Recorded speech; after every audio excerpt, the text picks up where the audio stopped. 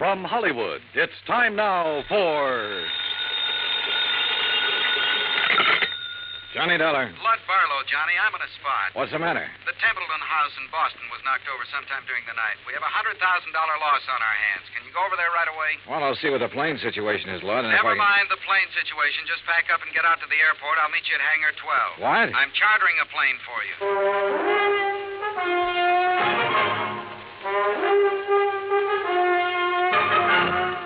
Bob Bailey in the exciting adventures of the man with the action-packed expense account. America's fabulous freelance insurance investigator. Yours truly, Johnny Dollar.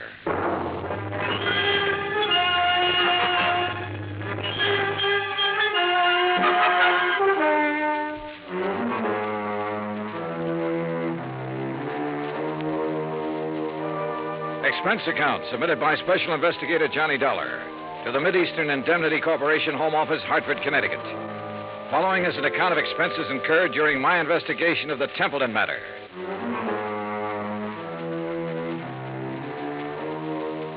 Expense account item 1, $5 even, cab fare from my apartment to Hangar 12 at the airport. A twin-engine Bonanza had been rolled out and a fueling truck was pulled up alongside. A man in a sheepskin seemed to be supervising things. The man who seemed to be supervising him was Lud Barlow. When he saw me, he waved his briefcase. Hey, Johnny. Hi. Why, you all set? Well, I'm here. That's what you mean, Lud. That all your luggage? Yeah, this is it. This is Tommy Clark, Johnny, your pilot. How are you? Hi, Tom. I'll stow this gear for you. Oh, thanks. The faster we move on this, the better off we are. You know that. I know. This is the blanket policy. This is the itemized list. This is the itemized list broken down. You'll have to check the itemized against the sales. Your authorization procedure. And a description of stock records, including shipments received by Templeton House up to and including the first day of last week. Okay? Swell. Now maybe you'll tell me what this is all about. And when you get there... What? What it's all about. Let's start with Templeton House, huh? It's the biggest jewelry firm in Boston. You said they were robbed last night. Burglarized, broken into somewhere between 5 and 7 o'clock in the morning. All set, Mr. Dollar. What'd they get away with? Well, that's for you to find out, Johnny. We carry a blanket policy on all their stock. Anything in the store in the way of merchandise is covered. On the phone, you said something about $100,000. It may be $200,000, Johnny. I take it you talked to somebody in Boston. Yeah. Did you talk to the police? Yes, for a minute. I told them I was sending a man. They're expecting you. Give you a hand, Mr. Dollar. Oh, thanks, Tom. Okay? Yeah. Thanks. Who's in charge, Lud? Lieutenant Roebuck. Roebuck? Yeah. Get your seatbelt, Mr. Dollar. Oh, sure. He'll want to see those contents records. You be sure and tell him they're up to date. Who's the man with the company? What? The man at the company. Templeton. Stand clear, Mr. Barlow. Remember, Johnny, a client can face a thing like this a lot better if a man from the insurance company standing by. I'll try to remember that. Good luck and keep me informed.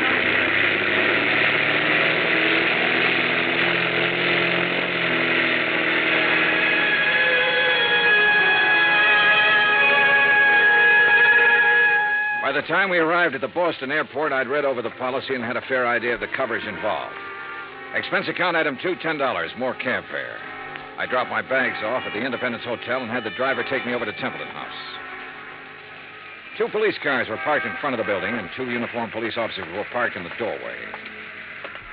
I'm sorry, mister. The store's not open today. Well, I'm from the insurance company.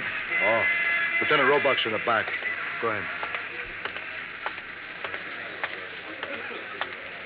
At the back of the store, a white-coated intern and an ambulance attendant were working over a blanket-wrapped figure laid out on the stretcher. One of them was operating a plasma tube. The other was checking the pulse. A group of men, some in uniform, were watching closely. The tall, thin one seemed to be in charge of things. Roebuck? Yeah. Johnny Dollar, Mideastern Indemnity. Oh, that didn't take you long. That's Sergeant Younger, Sergeant Toohey. This is Mr. Dollar from the insurance company. Hi, man. What's this? Oh, this man was a special patrolman working the area. He must have walked right into the middle of it and got himself shot. They've been giving him transfusions ever since they found him. Uh-huh. Said anything yet? He hasn't been conscious. Doc, how about it? We can't do any more here, Lieutenant. We'll have to risk a trip to the hospital and try to operate. Okay, boys, load up. Doc, this is Mr. Dollar, insurance company. How are you, Doctor? Okay. Doc, we're going to want to talk to him the minute he comes around. I'm not going to promise you anything, Lieutenant. Well, see you. All right. Yeah, Mr. Dollar, you didn't waste much time. I brought a contents list that might help you, Lieutenant. Good. The best help we're going to get is from that patrolman. Come on, I'll show you around.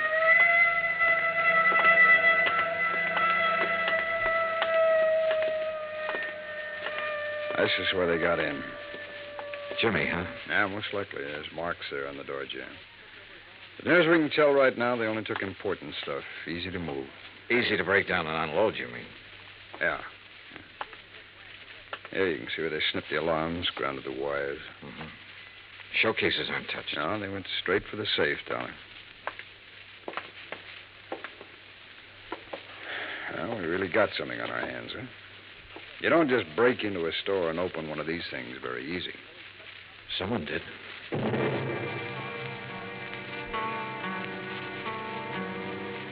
The neighborhood was canvassed for possible witnesses.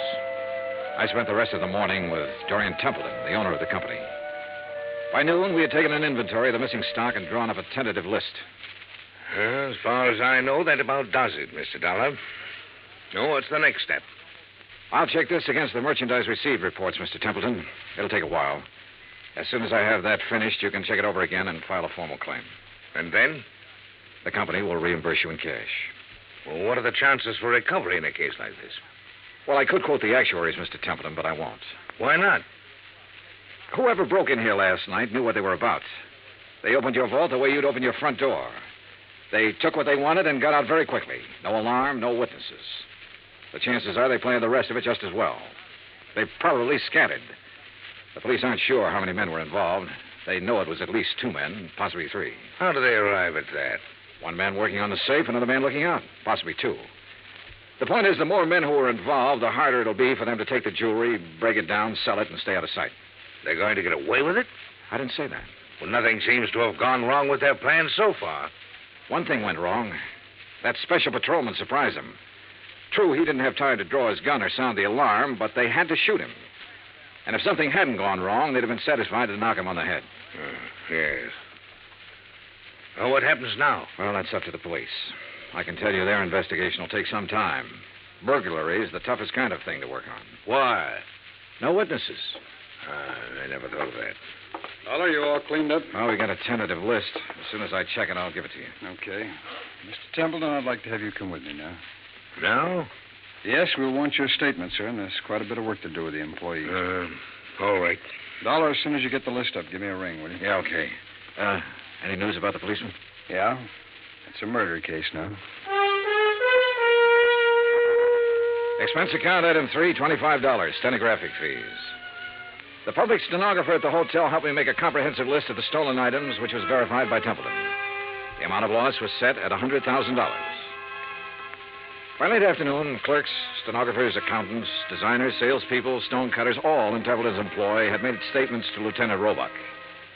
The statements were in the process of being checked. A general roundup of known safecrackers and burglary suspects had begun. Expense account item 4, $3.75 dinner. Lieutenant Roebuck and myself. Well, it's going to be a long night. Yeah. Any luck on the employees? Oh, it's hard to say yet. One of them has a record. Hmm? Yeah, a fellow named Tabor, one of the janitors there. He's a 2-time loser. I had him tucked away in a cell until we clear some of this other stuff away.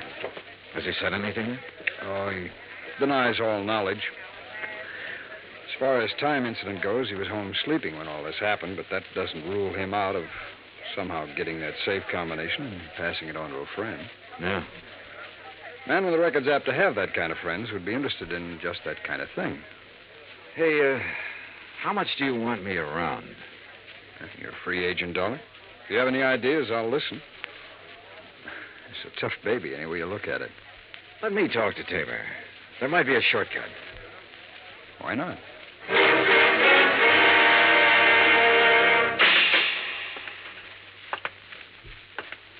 Well, John Tabor?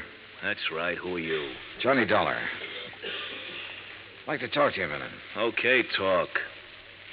You might be in a lot of trouble, Tabor. That'd be too bad. They tell me you're a 2-time loser.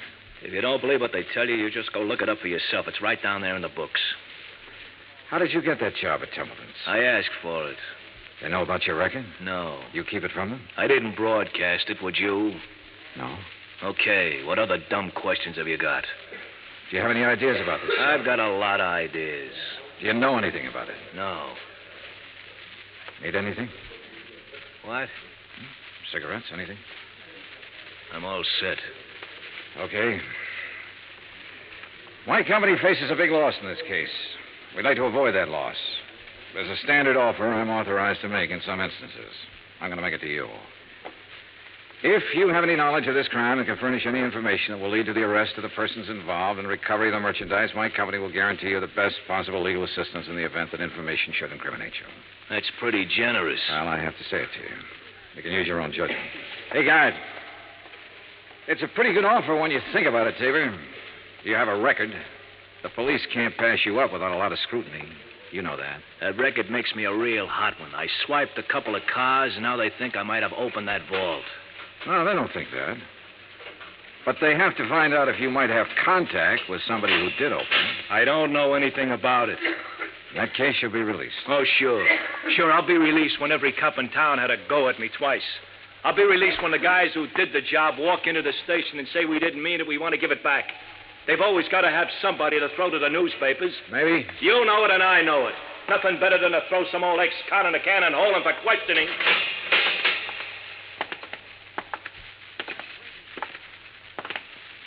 Well, Dolly, you go for it? No. Any more ideas? Turn him loose, Lieutenant. See whom he talks to and whom he meets. John Tabor was released without bail, and a 24-hour watch was put on his residence. By 10 o'clock the next morning, the police had located 3 witnesses to the shots that had killed the special patrolman. However, none of them had seen the burglars or the car that was used. The district attorney's office issued an order impounding the financial records of Templeton House. A complete audit revealed that its affairs were in excellent shape. It also revealed that Templeton himself was the only man in the jewelry firm who had the combination to the vaults. His statements emphatically denied giving the combination to anyone. As far as the police were able to determine, he was telling the truth. The search for all known safecrackers extended into New York and Philadelphia and Chicago. On the morning of the 3rd day, a claims adjuster arrived from Hartford with a check for $100,000, full payment on the claim. 2 hours later, we had the first break on the case. Hey! Caller, hey! What? Oh, hello, Lieutenant. Come on, get in. What's up? Well, the Harbor Division found a body down by the docks early this morning, all weighted down with 38 slugs. They were fired from the same gun that killed that special patrolman. They match, huh? Like the dimples on your knee.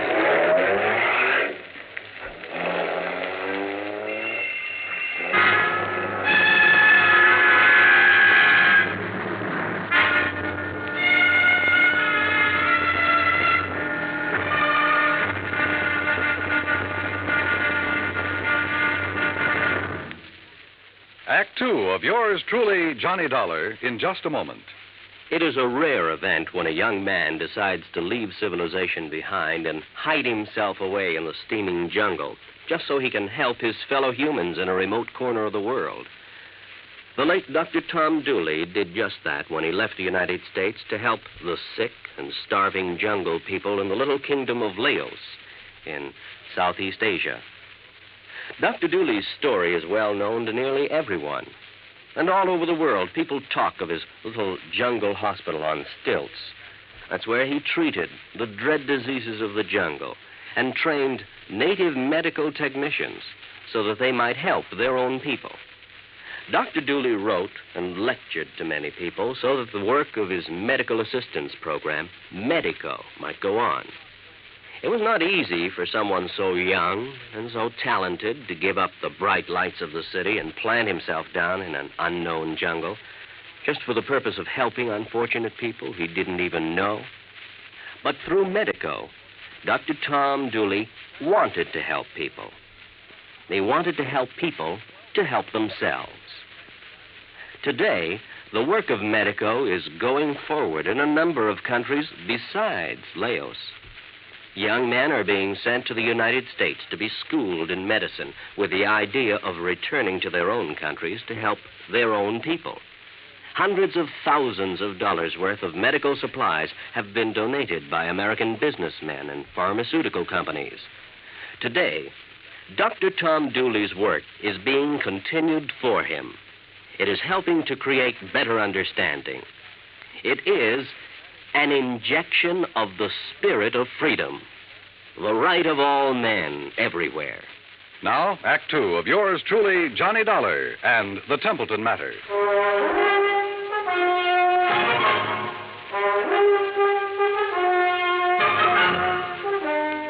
I spent the rest of the day with Lieutenant Roebuck at the morgue.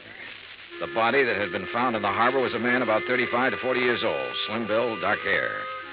The labels had been cut out of his clothes and the laundry marks torn off. His fingerprints didn't check with anything in the local files. Roebuck put them on the wire to Washington and requested an urgent identification. Johnny Dollar. Blood Barlow, Johnny. What's this in the paper? Well, the special patrolman and the unidentified man were killed by the same gun. As soon as we get an identification, we can go to work. Well, how about that ex-con that turned up working at Templeton's? Tabor? Well, they're still watching him. He might have been the case man. So far, it's just an idea. I'd like a recovery on this one, Johnny. So would I. What do you think is possible? Well, 2 days ago, I would have said no. Today, things look better. For one thing, none of the merchandise has shown up on the market. For another thing, there has to be some kind of connection with this unidentified man. I just read your report on Templeton himself. He's out of the question as a suspect? So far, yeah. He's the only one who had the combination to the safe. There's no apparent motive for him to rob himself. But he's the only one Don't who start yelling at me, Lud. I know what you're thinking. Find a motive. Well, give us time, boy. Give us time on everything. Lud? Oh, I guess I hate to pay off big claims. You may get it back. Keep your pants on. Expense account item 5, $50 deposit for rented car. That afternoon, I drove from Boston to Creeksdale, the home of the Grantland Safe Company, where I met a man who looked as formidable as the product he manufactured. I am Grantland, sir. I found him standing inside a shiny new vault, ready for shipment. Beautiful thing, eh? On its way to South America tonight. Well, I never thought of a safe exactly that way, Mr. Grantland. Ah, beauty, strength. Think for a moment, sir, the treasures it will someday hold. But I bore you, sir, with my enthusiasm. Now then, you say you are here on a matter of vaults? One vault, Mr. Grantland. No? The one your company sold and installed at the Templeton house in Boston 17 years ago. Yes. Have you read about the burglary? No, sir, I have not. Templeton house? Yes. The vault was opened. Blasted? Opened. Someone had a combination. I'm bewildered, sir. Indeed I am. You'll want a thorough accounting from my organization, of course. Well, that's up to the police, Mr. Grantland. Right now, for my own information, I wonder if you could tell me who might have the combination to that vault.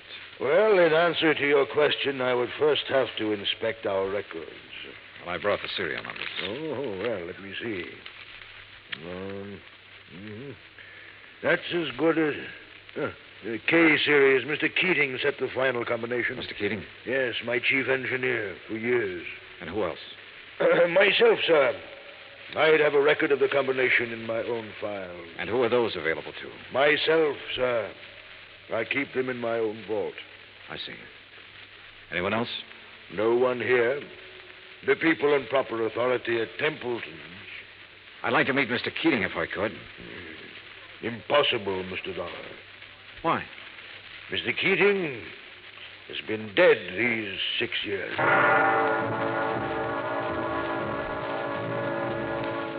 I drove back to Boston, phoned Roebuck, and told him about my interview with Grantland. He said he'd already started looking into Grantland's background and expected to have a report within 36 hours. I was a little surprised when Dorian Templeton called half an hour later and asked me to have lunch with him. Would you like a drink? No, not now, thanks, no. I didn't know whether to call you or the police, Mr. Dollar. I finally decided on you. Uh-huh. What's the matter? Well, it's one of those strange things. I'm not a particularly observant man, and I don't know why I observed this. Go on. Our last night, Mrs. Templeton and I went to a dinner dance at the country club. We thought with all this business, a little relaxation should do me some good. Yeah, sure.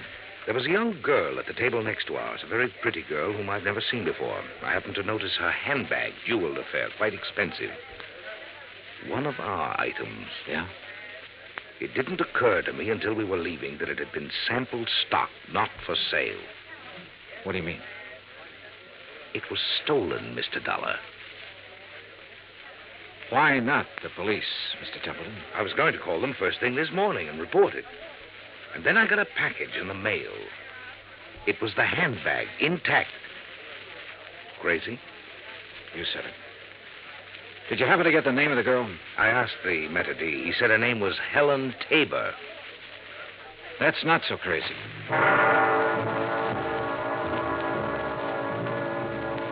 Expense account item 6, 10 cents, one phone call. To Lieutenant Roebuck to see if John Tabor was still being watched. Roebuck said that 2 men were on duty watching his house at all time. I saw them when I drove up an hour later. They were parked across the street.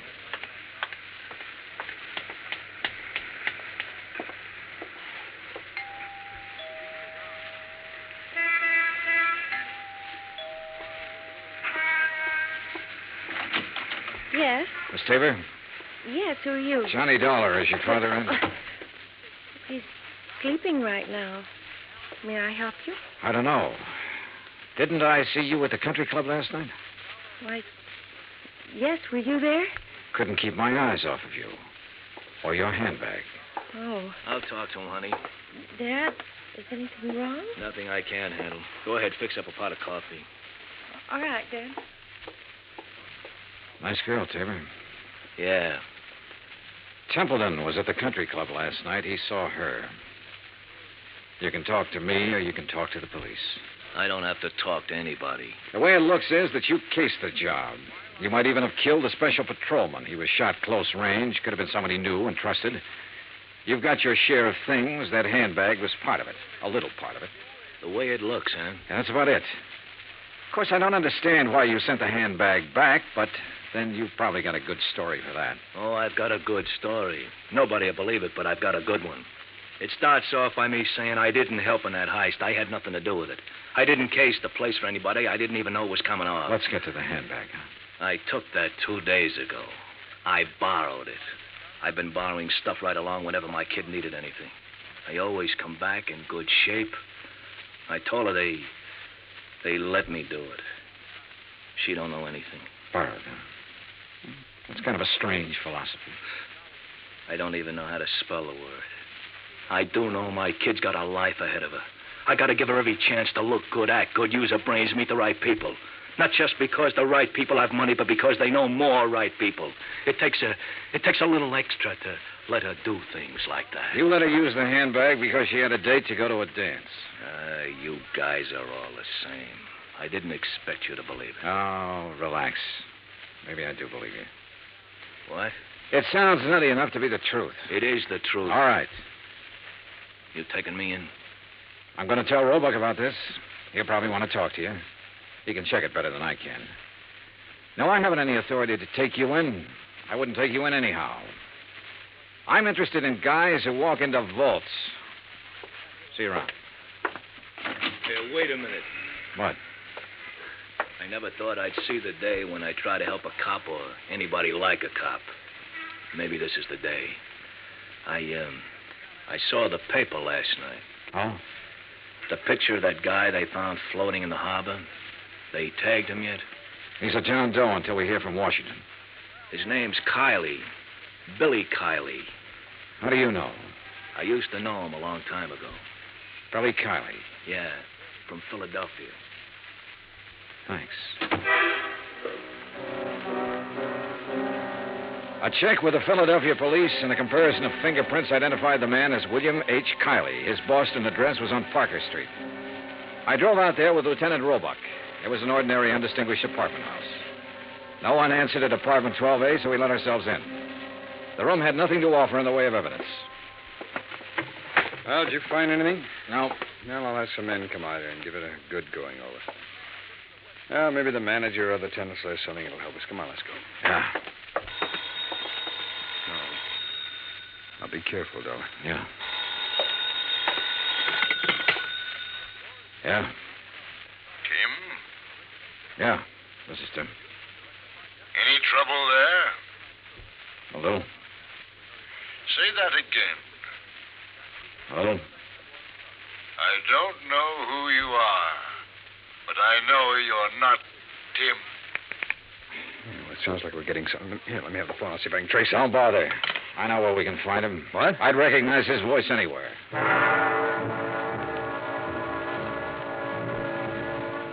It was dark by the time we got to the Grantland Safe Company factory in Creeksdale. There was a single work light spreading a sickly yellow glow over the main floor loading platform. We were expected. It went off somewhere in the darkness of the building. You okay? Yeah, I'm okay. All right, let's try for that stair railing. Right.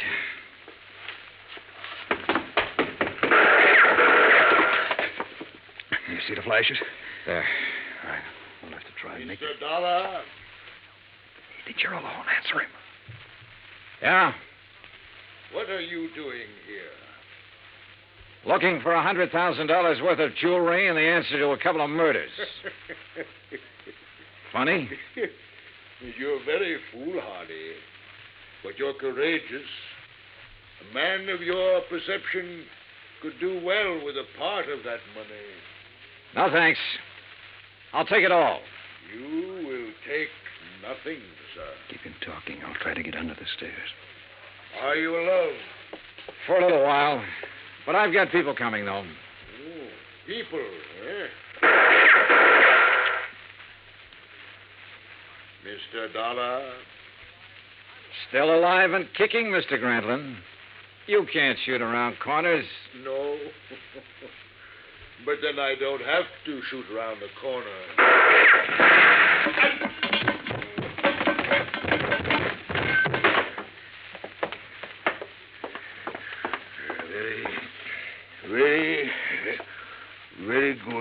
Very good shooting, sir.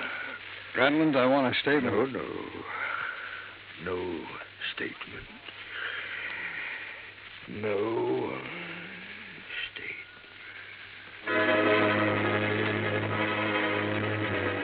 He was dead before the ambulance arrived, and there was no statement. There was never a statement. As nearly as it could be pieced together, Grantland himself opened the vaults at Templeton House. William Kiley and possibly a man named Tim helped him. Kiley, of course, was killed for his efforts. Tim never appeared, was never identified. My hotel bill ran up to $168. That's item 7. Item 8, $35, car rental. I got $50 deposit back. Item 9, $32.50, airfare and incidentals back to Hartford. Expense account total, $413.28. Remarks? Put that against $100,000 the insurance company didn't have to pay off. Johnny Dollar. This is Barlow. I just talked to Roebuck in Boston. There's not one scrap of that jewelry anywhere in that whole safe factory. Not one piece. I know. What? Just about now, there's a safe at the port of New York being shipped to South America. It's a Grantland safe. And if you hurry over there, you can... Yours truly, Johnny Dollar.